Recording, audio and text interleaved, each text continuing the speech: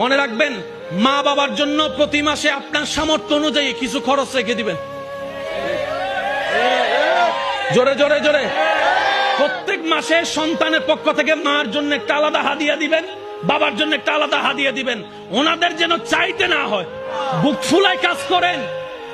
মার জন্য দেন, বাবার জন্য দেন। ঘরে বউ থাকলে বউকে বলেন, ও বউ, তোমার মা বাবা রেখে আসছো, আরেক মা বাবা এখানে আছে, আমি আমার জন্মদাতা মা বাবারও খেয়াল রাখবো।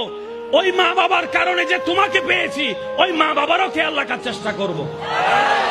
সত্যি করে বলেন, সংসার আর অশান্তি? কথা বলেন না রে ভাই। মা বাবার জন্য মন খুশি করে খরচ করতে পারবো, মা বাবার জন্য মনের মধ্যে কোনো আফসোস কষ্ট না রেখে মা বাবার সেবা করতে পারবো। দুই হাত তুলে দেখায় বলেন না রে ভাই ইনশাআল্লাহ। অনেক ভাইয়েরা হাত তুলতে চায় না, বলে যে আমার মা